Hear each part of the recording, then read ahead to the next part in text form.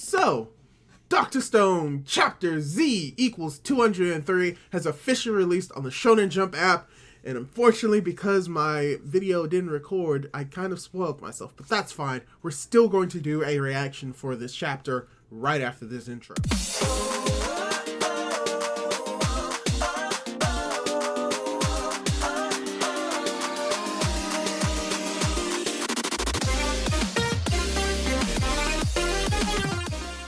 Hey guys, how's it going? Let me see. Yep, I'm recording. It's your boy, Manga Man Drew, here to react to Dr. Stone, Chapter 203, Missile Heart. And unfortunately, due to recording issues, I've already read a few chapters or a few pages of this chapter, but that does not mean that I will not stop reacting to Dr. Stone, because all in all, from what I've read so far, it's very interesting, and from what we saw last chapter, yeah, we're getting right into it. After Ryusui unpetrified the people, as well as decided that he's gonna claim all the fluorite and getting development for Ryusui, yeah, we're going to get more into that in this chapter. And before we get more into the reaction proper, I'd like to ask you, if you haven't done so, to subscribe to my YouTube channel and hit that notification bell to be notified from whenever I upload content like this if you like the Dr. Stone reactions. And without the way, let's get right into the reactions. Again, so like I said in the previous recording that I did not record, we get a color page of Dr. Stone where we actually get the results of the top 3 ranking members or characters in Dr. Stone from the popularity poll in Japan, where we have Gin, which is number 1, Senku, who is number 2, and Ryusui, who's number 3. And to be honest, that's just amazing and I love it, not because none of these characters are popular or that they deserve it, but the fact that Gin of all people got number 1. Oh, that's just great. As well as the fact that Senku is number 2, that's no surprise. And Ryusui is just an amazing character, so it makes sense that he would be number 3. But it's just weird to see that Gin in Japan is more popular than Senku. But still, very beautiful color page. And unfortunately, we don't see how everyone else is ranked, but still, very good color page.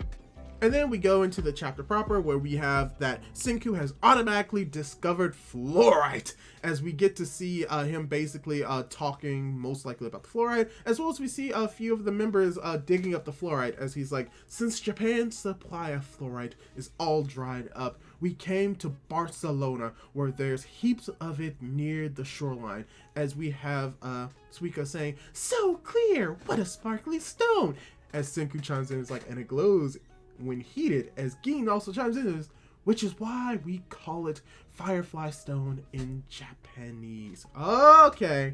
And as we have Kaseki, who's apparently making a lens, as we have, once again, Suika's like, is this for eyeglasses? As Senku says that this is a lens of purpose-polished fluorite. Compared to glass, its refractive index and dispersion are, and I really enjoy this because Suika's like, okay, long story short, it's the ultimate high-performance lens used by pros. And I just love how Suika just automatically like chimes. It's like, okay, I understand it, Senku, thank you. So yeah, it's very great. But the actual reason why they use fluorite is because, and it gives us a major power-up in the form of this fluorite lens telescope, as now they have a very high-quality telescope that's able to look pretty much on the moon, as we have, what I'm trying to see, Chrome chiming in is like, most likely chiming in is like, oh, as we have Gin saying, oh, how fantastic, Faye. I can almost make out the individual craters, as we also have Kohaku saying, haha, with a jumbo-sized telescope, we could search the moon for the Y-Man for sure, far, as Senku's like, we won't be digging up a crystal that massive, and making one in a lab is way down the line. So yeah, they need a larger telescope to do that.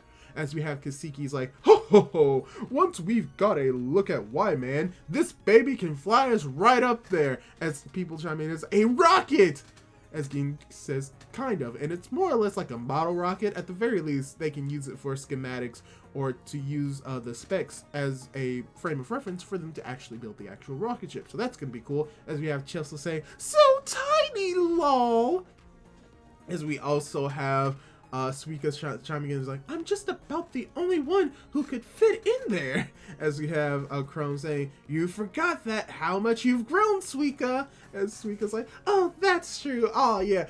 And I just enjoy how, like, Suika's both like big and small at the same time. Oh gosh, I love it. As we have a Senku chiming in, it's like a miniature rocket to be exact. Like I said, we're gonna slap on a prototype of Dr. Zeno's test engine and pick a spot for a test launch.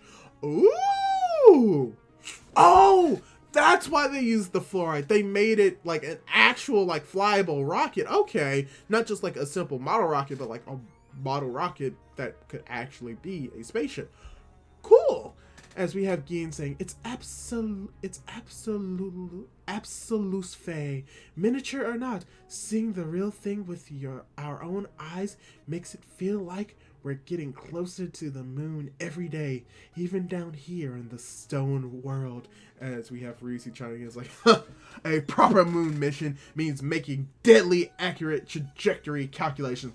Yeah, that's true. One miscalculation and boom. Everything could either blow up or you miss the moon entirely. Oh wow, as we have Ryusu saying, so next city we're founding is Math City, India. Wow. Okay, so we're just jumping through it. As we have Chrome's like, huh? India, huh? Since we're in Spain now, how do we reach India by boat? And as we have Francois saying, we must take the long route around the Cape of Good Hope. Bad coming from Chrome, but I mean, yeah, but chances are high enough. Ryusui has an idea. It's like, on that note, there's an issue with the new Perseus. Oh, we're running through fuel faster than expected. Our current supply will never take us past the Cape of Good Hope all the way to India. As we have as Senku saying, just ... as Chelsea chimes in with, oh well, honestly, it'd be freakier if science always worked out perfectly every time. As Chrome's like, hang on, can't we just make more of that gas fuel from raw garbage? Yep, that's why we've got the whole plant installed. As we have Ryusu say, until we stock up on enough fuel for the trip, we're grounded here like a bunch of landlubbers for months, maybe even a year. Oh. But then we have Chrome saying, wait, the water connects here, right? We could slice right through this skinny space. Ooh, that could work. But there's a problem, most likely. The water connects here, right? And look at that. We've got ourselves one bad shortcut. But I think I know what's about to happen. Francois chimes in. He's like, yes, that was once the Suez Canal, the route that connected the seas, carved open by mankind. A shortcut from lengthy sea voyages. But as we have Suika say, this is sounding to sound kind of familiar, right? The Banana Canal! Panama Suika. As we have Gin saying, yes, the Panama Canal. But after 3,700 years, the abandoned canal is more than likely blocked off. As we have Chelsea saying, I wonder the Suez Canal connected two bodies of water at equal elevations. Unlike back in Panama, there's a glimmer of hope. As we have most likely, Kohaku chiming in is like, so if this Suez shortcut works out, we save a whole year of waiting around, right? As Gin's like, there is, dear Kohaku, love of striking hard and fast. Stupid bug. There it is. Sorry about that. There was a bug on the screen. As we have Ryusui most likely chiming in, is like, I remember how we had to give up on the dang banana route. That is Suika saying that. I remember how we had to give up on the darn banana route. So this could be the perfect grudge match against these canal things. As we have Ryusui chiming in, is like, I'm no fan of waiting around either, so I'd love to give this plan my blessing, but as captain here, I'm putting my foot down. The route could be blocked off, and we blindfolded sailing without a proper sea chart. If we do indeed hit a dead end, trying to turn back would be risky. Am I wrong? As we have Chelsea chiming in, if only we could scout in advance. But we have a telescope though. As Gina's like, says the world's greatest geographer, Dilchessa. You trying to make me brush over that? as we have Chrome saying, darn, if only Chelsea could see the canal for real far away with a bad telescope, as Kaseki holds up the telescope. It's like, I have one right here. As now they're planning on hopefully mapping out.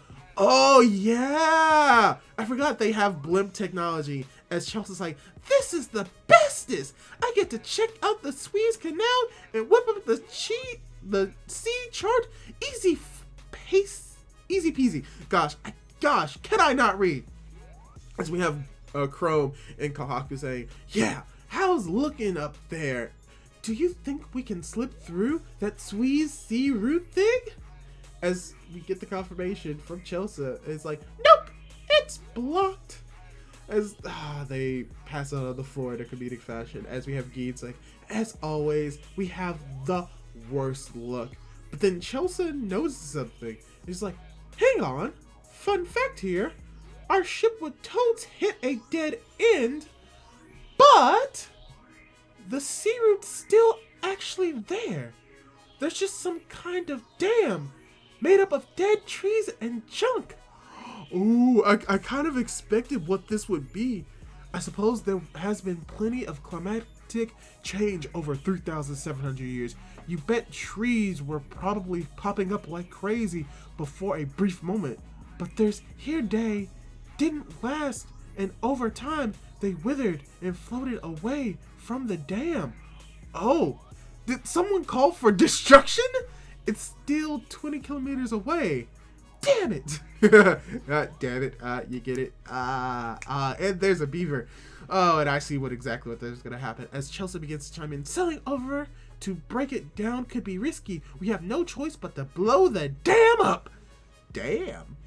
We should secure the whole route before making our way into the canal, since there may be no turning back. As we see the dam blow up, as we have Siku's like, you're telling me we're outside the canal, but 20 kilometers inside is a wall that needs blowing up?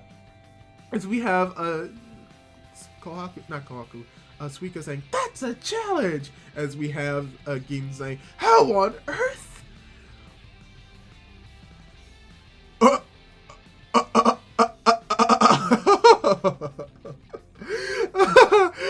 Gein's expression is not the expression I had on my face, but the expression that I wanted to see, because we automatically see what Siku has planned, and he has the model rocket strapped on the back of a crane. As we see Gein's face beginning to sway, it's like, is this surely not for real, Ray? And as even Chelsea and even Francois are freaking out because they know exactly what Senku is about to do. But Chrome, Kohaku, most likely Kaseki, as well as Suika have no idea what's going on. Oh, he just turned the rocket into a missile. As we get the explanation of what's inside of it. Dynamite at the top, a wireless controlling fins, the fuel source, an Incani supply, and Zeno's jet engine. Oh, they created a missile. Oh no. Science is power. For instance, I trust I don't have to explain how your little rocket and ballistic missile are fundamentally the same thing, right? Oh, he learned this from Zeno. With Zeno's help, I finally made it happen. The first one. Fire! Oh my gosh. This is the first time he's made an actual rocket that works. Oh, and he turned it into a missile as it's labeled Dr. 1. Oh, and he's firing it into the dam. He's firing it into the dam.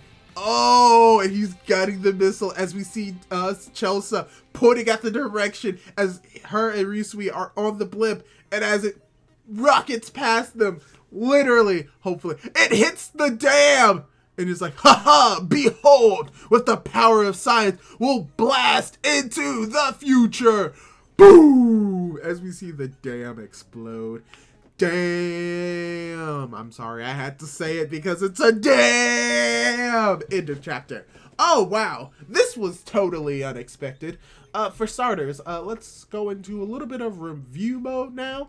It's very interesting to see how we are going through them getting the fluoride. They've obtained the fluoride, they've gathered it, they've built it up, they were able to use it for a telescope, which they're able to use to see into the moon. Unfortunately, they do not have a big enough telescope to actually identify the Y-Man, but at least they can have some contact to be able to see on the moon. And what's very interesting is that that telescope eventually comes in at the end of the chapter, as well as the rocket come in the chapter to be solutions to a problem that we didn't see, which is a dam. But it's very interesting to see how fast we're moving through the story right now. At first, we need to found the fluoride city in Spain, but now that we've done that, now all we have to do is head to the mad city in India. And how something that I thought was going to happen in this chapter is that they say that the canal is no longer there, but because of like climate, like not climate change inherently, but due to like geological shifts of the plates,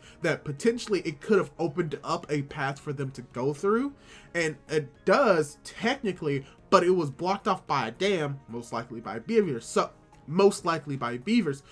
it's very interesting to see like how fast they're going through this, the problems that they face, how they're using those problems and finding simple solutions, not necessarily simple solutions, but finding solutions to them, just using their mind and just using science and using the inventions that they created to help with that. The fact that they knew that they can't just go out willy-nilly through the canal without a plan, and how they would need to make sure that there's an actual way to connect both sides of the river. It's very interesting. And then having Chelsea do it is also very interesting. Also, I realized they bring back the hell balloon, which was supposed to be help, but it's great to see that they were able to use stuff that we've seen before in the past to help them now, creating a blimp that we know that they were able to create, having Chelsea using her geographical knowledges to map out a route, and seeing that even though she thought it was blocked off at first by land, it was actually by a man-made or beaver-made dam. So the fact that they were able to bring the telescope into solving the solution, bringing in other things to help solve this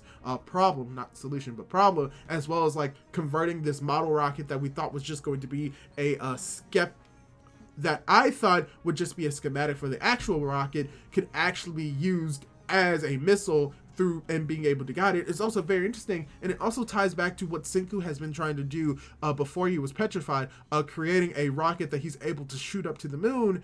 But he's unable to do that, but at the very least he's able to make a missile-like rocket that he can use to move them forward to solve the problem, and now they are one step closer to heading to Math City, meaning that they're one step closer to being able to head to the moon. So it's very interesting to see how everything in this chapter connects together to find a problem and use what it was in the chapter to solve that problem and to find a solution, also using other information that we could have inferred from previous chapters. So if anything, this is probably something else that I really like about Dr. Stone, and it's the connectivity, not just between chapter to chapter, but the connectivities within the chapter to chapter. When they find a problem, they normally already have a solution to it by just using science to advance their own initial problem, or to advance a problem that they already had prior and is about to solve. If that made any sense whatsoever. So overall, I really enjoyed this chapter. We're progressing in the story at a very fast pace. We already found the fluoride. They've already established a new city. They're already planning to establish a new city, and they already have a way of getting to that new location. I also, once again, just enjoy the interactions that we see with all of the characters that are here, and how there's a good balance between new characters from the Stone world and old characters from the modern world. So it's very good to see all of these interactions together, as well as just seeing them actually using their skills to the benefit. Ryusui using his shipping skills to be able to specifically dictate whether or not it's a good idea to set sail or if it's willing to wait. And having Chelsea, who's a geographer, being able to find and look at the landscape so that they're able to create a map to guarantee that this route will be able to get them there fast. And the fact that there are just general problems such as fuel consumption that should and can be accounted for just shows like how, not necessarily intelligent, but how strategically